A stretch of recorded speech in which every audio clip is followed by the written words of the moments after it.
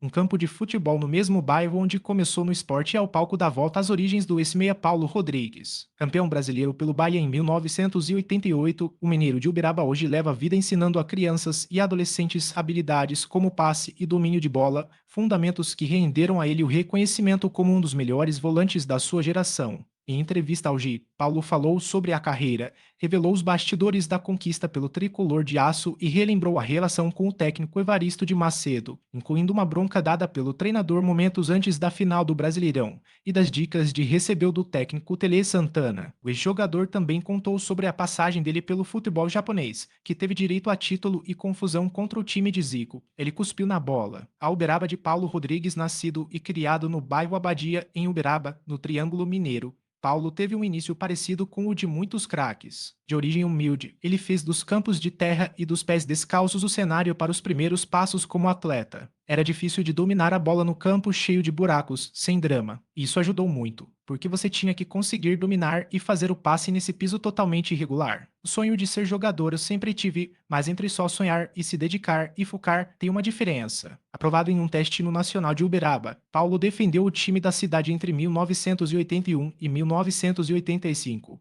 com uma passagem rápida por empréstimo pelo América MG em 1983. Em 1986, ele foi vendido para o Botafogo de Ribeirão Preto, onde jogou ao lado de Raí. A passagem pelo futebol paulista também o colocou em contato com outros grandes nomes da história do futebol brasileiro. É o caso de Tele Santana, então treinador do São Paulo, a quem Paulo atribui conselhos que foram fundamentais para o desenvolvimento dele como jogador. Quando jogava contra o Tele, eu ia na maior humildade perguntar para ele o que ele achou da minha atuação, o que eu precisava melhorar. Uma vez ele me disse: "Você tem as pernas grandes, aproveite a sua passada, abre mais a passada. Você vai deixar o adversário para trás, você vai se tornar um jogador mais rápido. E não esquece, continue treinando o fundamento até o último dia da sua carreira." E foi o que eu fiz. É esse último ensinamento de Tele que Paulo passa adiante para os jovens do bairro Abadia, em Uberaba. O foco das aulas é o trabalho de passe, domínio de bola e leitura de jogo. Além disso, o professor explica que o projeto também promove a formação de valores pessoais e profissionais nas crianças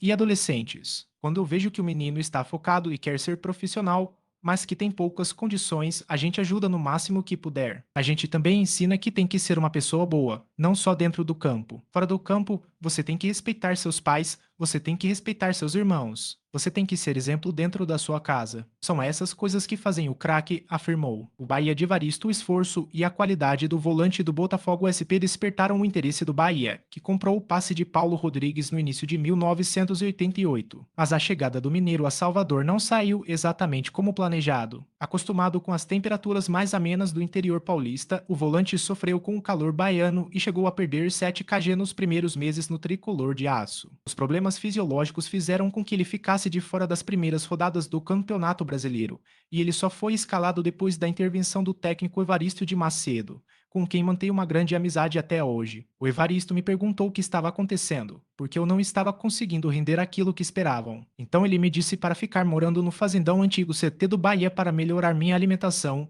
e deu certo. Voltei para o time e não saí mais. Ao lado de outros nomes históricos do Bahia, como Bobô e Charles, Paulo foi campeão baiano em 1988 e conduziu o time até o mata-mata do Brasileirão daquele ano. Depois de eliminar Sport e Fluminense, o tricolor chegou à final do torneio contra o temido Internacional do técnico Abel Braga e de jogadores como Tafarel, Luiz Carlos Wint e Nilson, atacante artilheiro do campeonato. Empurrado por mais de 90 mil torcedores na Fonte Nova, o Bahia venceu o jogo de ida por 2-1, com 2 gols de Bobô. Mas a expectativa era de mais dificuldade para o duelo de volta no Beira-Rio. Além da massa colorada, outra preocupação para o tricolor de aço era o retorno do meia Luiz